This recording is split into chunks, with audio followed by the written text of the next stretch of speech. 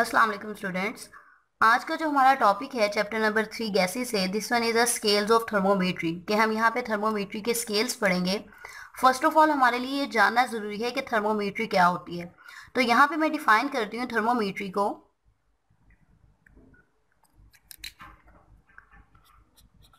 थर्मोमीट्री basically क्या है, अगर इसके लिटरी मीनिंग में आते हैं तो थर्म मीन क्या होता है, हीट, और मीट्री एक ऐसी टेक्निक को कहते हैं या जिस तरह से हम कह सकते हैं कि मीट्री mean measurement.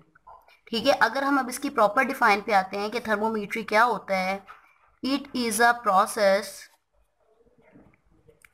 For measurement of temperature, कि ये टेम्परेचर को मेजर करने का प्रोसेस होता है। और टेम्परेचर क्या होता है, ठीक है, हमने यहाँ पे तो बता दिया कि मेजरमेंट है ये टेम्परेचर की। अब टेम्परेचर क्या होता है, temperature is basically measurement of kinetic energy that is possessed by gaseous molecules। मतलब हम ये कहते हैं कि थर्मोमीट्री क्या है, ये टेम्परेचर मेजरमेंट टेक्निक है। और टेम्परेचर क्या होता है, टेम्परेचर असल में गैसियस मॉलिक्यूल के अंदर पाए जाने वाली काइनेटिक एनर्जी होती है जिसको हमने क्या करना होता है, मेजर करना होता है। अब अगर हम स्केल्स की बात करते हैं तो हमारे पास थर्मोमीट्री के 3 स्केल्स हैं, that is Kelvin scale, Celsius scale and Fahrenheit scale.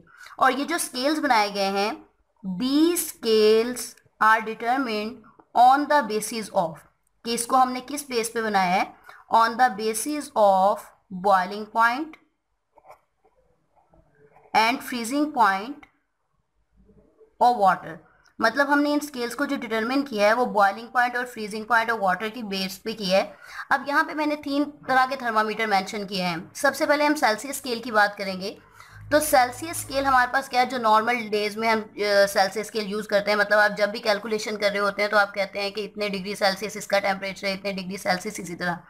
अब अगर हम बिल्कुल बिलो पॉइंट पे आते हैं, this one is called as a water freezing point. ठीक है, एफ पी किसको मेंशन कर रहा है, फ्रीजिंग पॉइंट को मेंशन कर रहा है। और दरमियान में मैंने मेंशन किया सेल्सियस स्केल। सबसे पहले मैं सेल्सियस स्केल को आपको डिफाइन करूंगी। सेल्सियस स्केल में जो वाटर का फ्रीजिंग पॉइंट होता है, this one is equal to 0 degree Celsius. मतलब आपको पता है कि वाटर कितने टेम्परेचर पे बॉयल करता है, वाटर का फ्रीजिंग पॉइंट होता है 0 डिग्री सेल्सियस। और वाटर बॉयल कब करता है, वाटर बॉयल करता है 100 डिग्री सेल्सियस पे। तो इट्स मीन 100 डिग्री सेल्सियस क्या है, 100 डिग्री सेल्सियस वाटर का बॉइलिंग पॉइंट है। और ये जितनी भी कैलकुलेशन होती है, इस कैलकुलेशन में जो हमारे पास प्रेशर होगा, प्रेशर हम कितना रखेंगे, इन सारी कैलकुलेशन में ये जो भी हम मेजरमेंट पढ़ रहे हैं, हमारे पास प्रेशर किसके इक्वल होगा, this one is equal to 1 atmosphere. ठीक है, सेल्सियस स्केल में फ्रीजिंग पॉइंट क्या है, 0 डिग्री सेल्सियस, बॉइलिंग पॉइंट क्या है, 100 डिग्री सेल्सियस।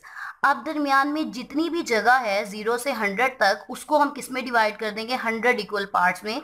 मीन्स हम कह सकते हैं 1 डिग्री सेल्सियस किसके इक्वल होगा, ईच पार्ट, या हम कह सकते हैं each part between 0 to 100 degree Celsius. 0 से 100 डिग्री सेल्सियस के दरमियान जो भी छोटा सा हिस्सा होगा वो किसके इक्वल होगा, this one is equal to 1 degree Celsius. और यहाँ पे हम बात करते हैं 37 डिग्री सेल्सियस की। ये हमारे पास क्या होता है, this one is a normal body temperature. एक इंसानी जिस्म का जो नॉर्मल बॉडी टेम्परेचर होता है वो किसके इक्वल होता है, 70 डिग्री सेल्सियस। तो हमने यहाँ पे सेल्सियस स्केल को डिफाइन कर दिया। The freezing point of water is 0 degree Celsius and boiling point in 100 degree Celsius, and the space between 0 to 100 is divided into 100 equal parts. के 0 से 100 तक की जो स्पेस है उसको हमने 100 इक्वल पार्ट्स में डिवाइड कर देना है, और हर पार्ट जो होगा वो किसके इक्वल होगा, 1 डिग्री सेल्सियस के। और यहाँ पे मेंशन कर दिया है कि 37 डिग्री सेल्सियस क्या होता है, ये सेल्सियस स्केल में नॉर्मल बॉडी टेम्परेचर है। अब हम बात करते हैं फ़ारेनहाइट स्केल की। फ़ारेनहाइट स्केल में अगर हम आते हैं, फ़ारेनहाइट स्केल में 0 डिग्री सेल्सियस किसके इक्वल होता है, 0 डिग्री सेल्सियस इक्वल होता है 32 डिग्री फ़ारेनहाइट।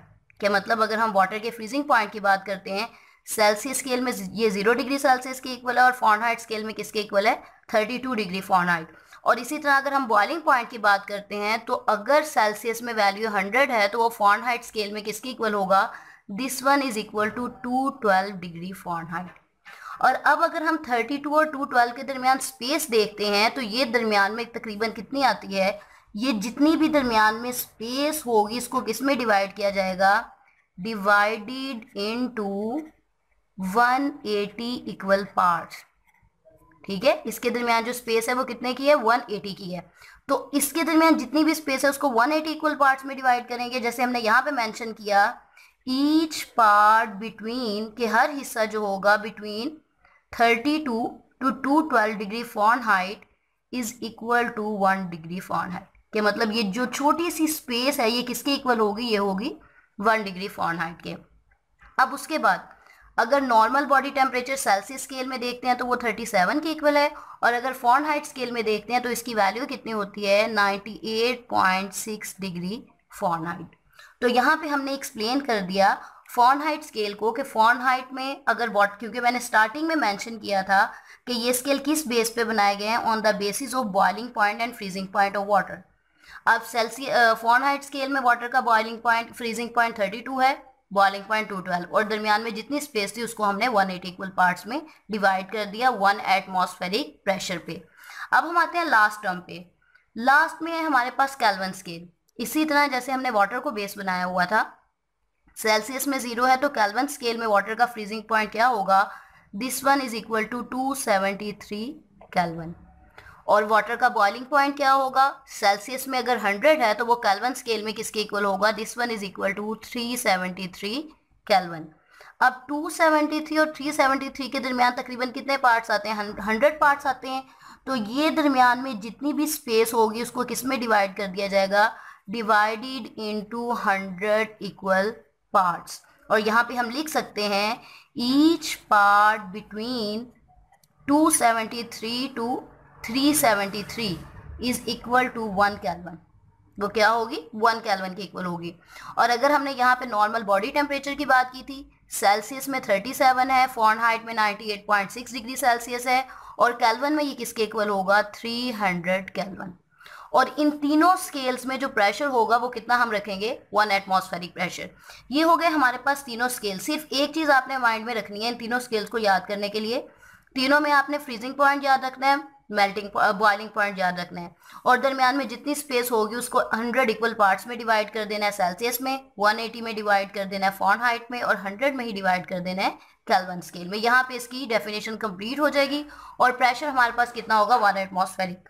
और लास्ट में हम आते हैं इसकी फार्मूलाज पे, जिसको हम हेडिंग दे सकते हैं कन्वर्जन ऑफ टेम्परेचर स्केल्स। के मतलब अगर हमने टेम्परेचर को, हमारे पास जस्ट सपोज वैल्यू सेल्सियस में दी गई है, हमने उसको फ़ारेनहाइट में कन्वर्ट करना है, तो हमारे पास कौन से फार्मूलाज होंगे जिसकी मदद से हम कन्वर्जन कर सकते हैं। तो फर्स्ट वन हम मेंशन करते हैं केल्विन, कि जस्ट सपोज अगर हमने केल्विन में वैल्यू फाइंड आउट करनी है तो हमारे पास वैल्यू सेल्सियस में होगी, उसका फार्मूला होगा सेल्सियस प्लस 273। कि आपको जो क्वेश्चन में वैल्यू दी गई है वो सेल्सियस में दी गई है और आपने कन्वर्ट किस में करनी है, केल्विन में। तो सिंपल होगा, आप सेल्सियस की वैल्यू में 273 ऐड कर देंगे और वो किस में कन्वर्ट हो जाएगी, केल्विन में। और अगर आप सेल्सियस में वैल्यू फाइंड आउट करना चाह रहे हैं तो उसका फार्मूला क्या होता है, 5/9 मल्टीप्लाई फ़ारेनहाइट माइनस 32। मतलब आपके पास वैल्यू किस में दी गई है, फ़ारेनहाइट में, और आपने कन्वर्ट किस में करनी है, सेल्सियस में। तो उसकी कैलकुलेशन सिंपल है कि फ़ारेनहाइट वाली वैल्यू को आप यहाँ पे पुट करेंगे और उसके बाद इसको कैलकुलेट करके इसका जो डिग्री सेल्सियस में वैल्यू है वो फाइंड आउट कर लेंगे। एंड लास्ट वन, अगर हमने डिग्री फ़ारेनहाइट में वैल्यू कैलकुलेट करनी है तो उसका फार्मूला क्या होगा, 9/5 डिग्री सेल्सियस प्लस 32। कि इन सब में हम क्या मेंशन कर रहे हैं, इन सब में एक्चुअल में हम ये मेंशन कर रहे हैं कि जस्ट सपोज अगर आपके पास डिग्री सेल्सियस में वैल्यू है और उसको आपने किस में कन्वर्ट करना है, केल्विन में, तो उसके लिए ये फार्मूला होगा। अगर आपके पास क्वेश्चन में वैल्यू फ़ारेनहाइट में दी गई है और उसको आपने सेल्सियस में कन्वर्ट करना है तब हम ये फार्मूला यूज़ करेंगे। और अगर आपको सेल्सियस में दी गई है और आपने फ़ारेनहाइट में कन्वर्ट करना है तो उसके लिए हमारे पास ये फार्मूला होगा उसकी कन्वर्जन के लिए। तो बेटा यहाँ पे हमारे पास स्केल्स ऑफ थर्मोमीट्री का टॉपिक होता है कंप्लीट। इसमें हमने थर्मोमीट्री की डेफिनेशन देखी, तीनों स्केल्स देखी और उसके बाद इनकी कन्वर्जन्स देखी। आई होप बेटा आपको ये कम्प्लीटली समझ आ चुका होगा। अगर फिर भी इससे रिलेटेड आपका कोई क्वेश्चन हो तो आप कमेंट सेक्शन में आके पूछ सकते हैं। Thank you. है।